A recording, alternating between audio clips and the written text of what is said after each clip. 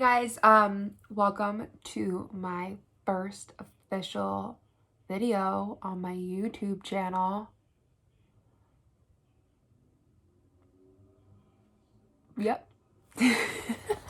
So today, for my first video ever, I thought I would talk about what better thing than your well-being and your mental health, because during quarantine, it's a time to focus and work on it. And I'm going to talk to you about like things I've read, things I've learned, what I've discovered within myself, my family, my relationships, my values, my job.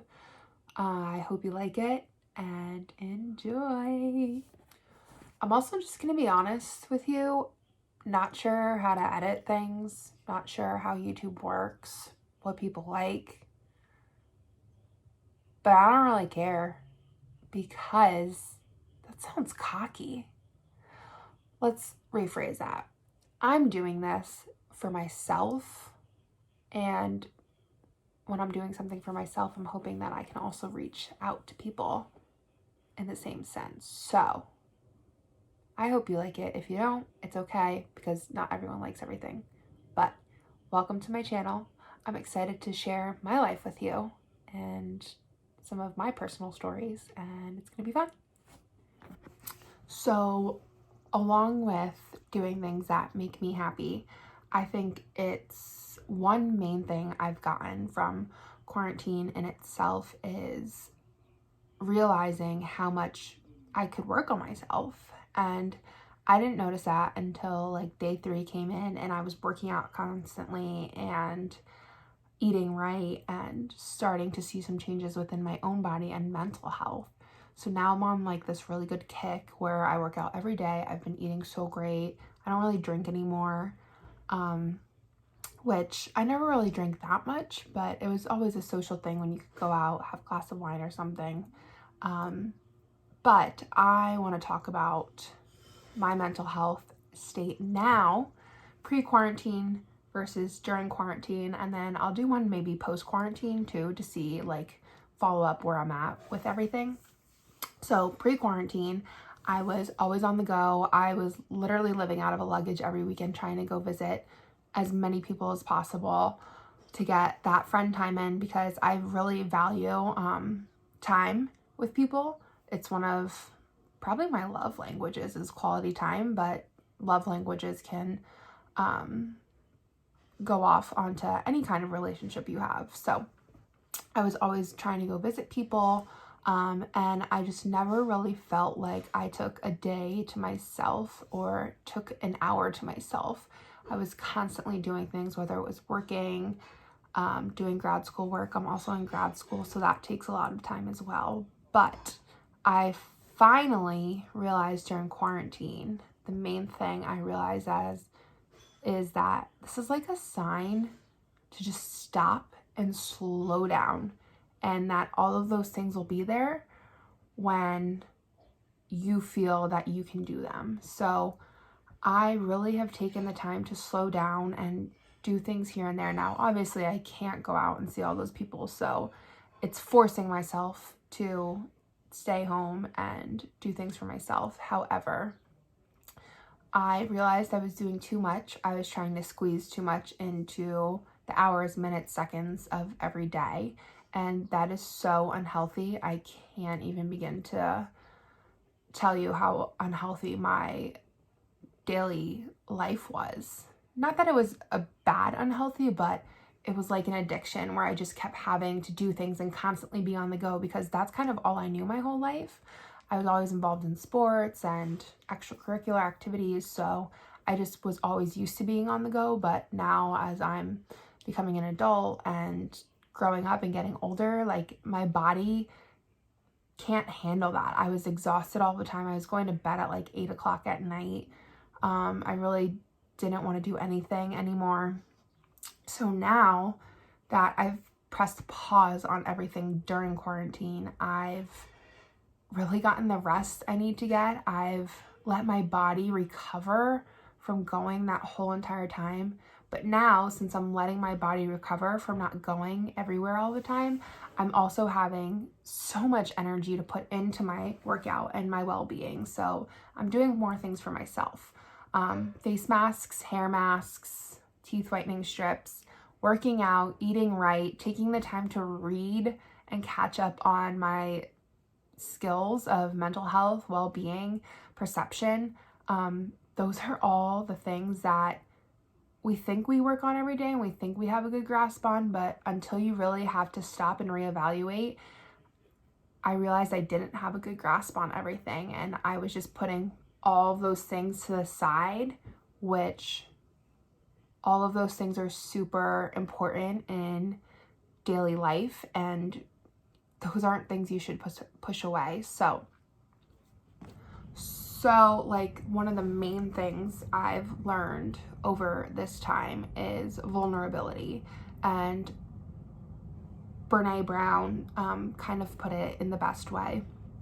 Reading her book, The Gifts of Imperfection, what I've come to realize is it's so hard for any human to be vulnerable, and it's one of the traits we all have but never actually express within each other. And I feel like this is a time where everyone is so vulnerable, and it's really important to express yourselves during this time, because if not, you could go in so many directions with your mental health. So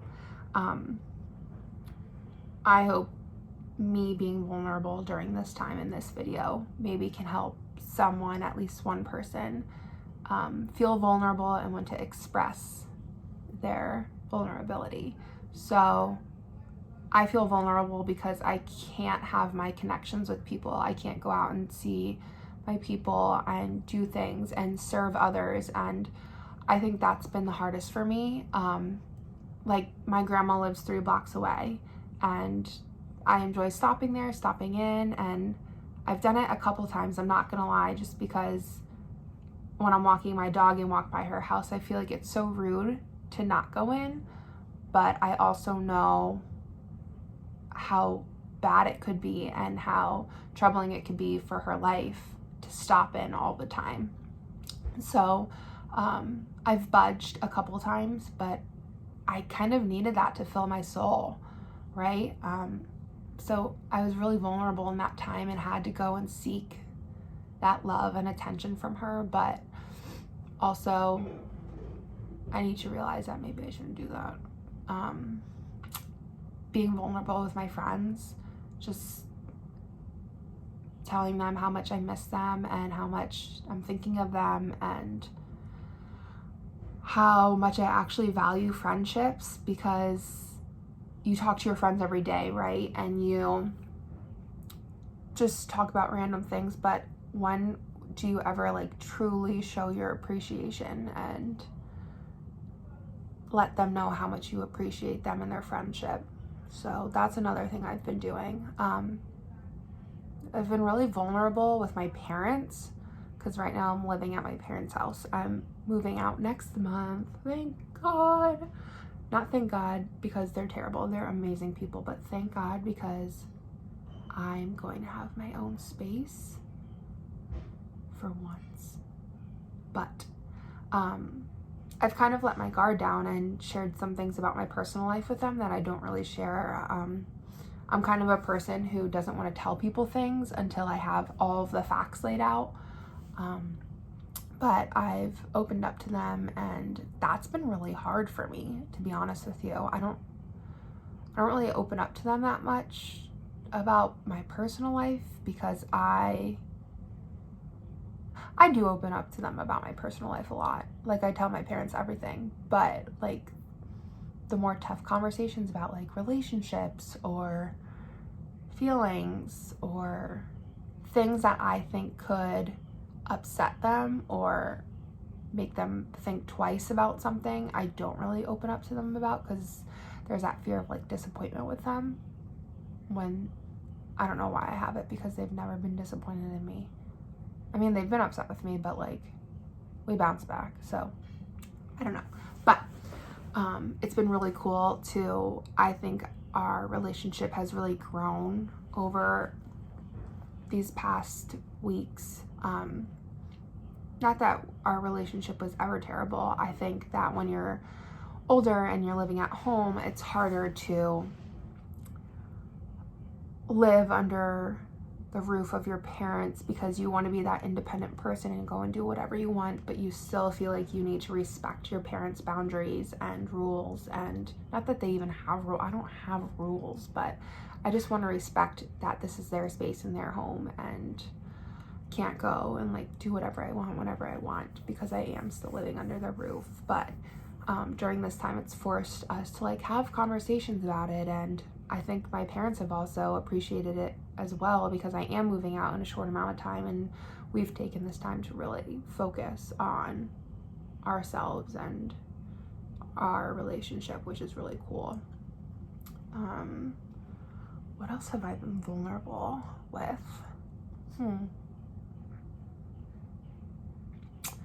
One thing I've really learned is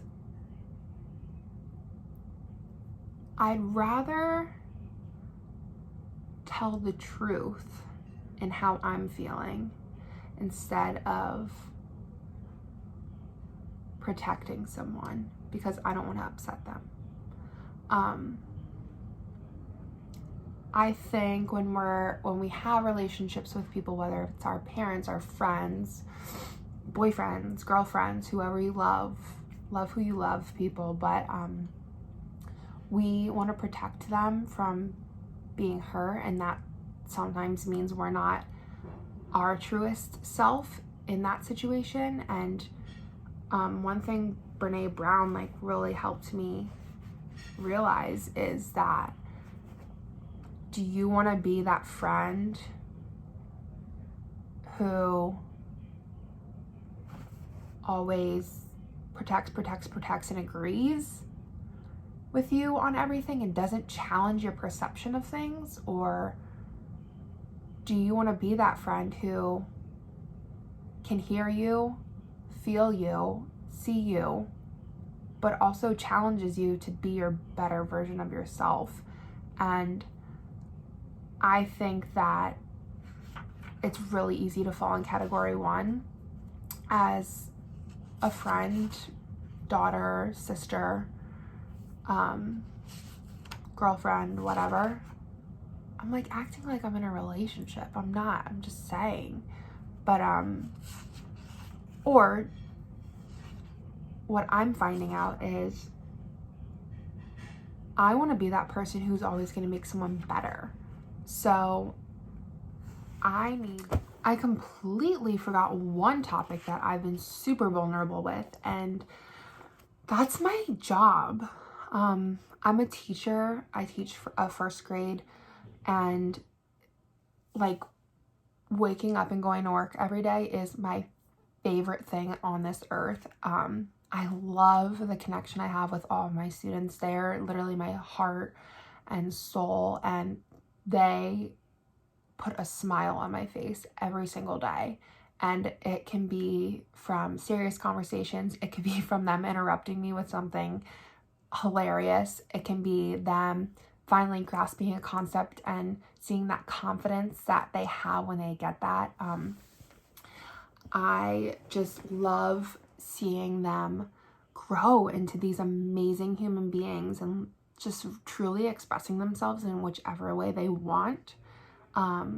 So I just like miss them so much. So we've switched to online teaching, and I've cried multiple times after I hang up with them because we do Google Meet. We do live Google Meet. I've cried out of frustration because some platforms aren't working the way they are. Everyone's using the internet, so sometimes connection issues aren't that great, and I know that all they want is that connection, and when it's not strong due to internet issues and site issues, I know that upsets them and frustrates them. So I've cried because I can't make it perfect for them. I've cried because I miss them. I've cried because I don't have answers for them sometimes. I've cried because I can tell that they need me just as much as I need them. But one thing I've realized is that as much as they say teachers have an impact on their students' lives, I don't think I realize how much they've had an impact on my life over these past couple months. They truly know how to bring a smile to my face when I think I can't do it some days. I'm not gonna lie, I was in a really bad mood one day, and I had to have individual conferences with all 13 of my kids, and I was just not in a place to do it, but I got on, and the first call, it was like something went through me that I realized I can do today. I will do today. And it's this 7-8-year-old who made me want to do today. And that's the kind of influence they have on me. And I didn't realize they had until I couldn't have it every day.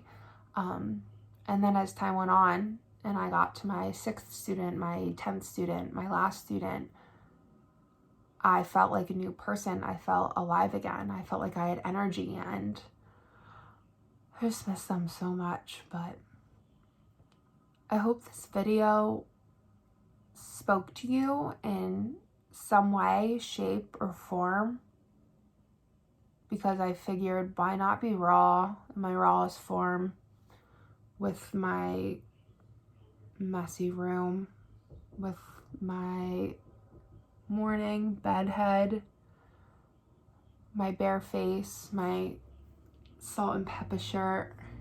And if it did, let me know. Reach out to me. I'll attach my email below if anyone has any questions, comments, concerns. I really just wanted to start this channel because I felt like it would be really fulfilling on my soul. And I'm not concerned about how many people view it, how many people like it or dislike it.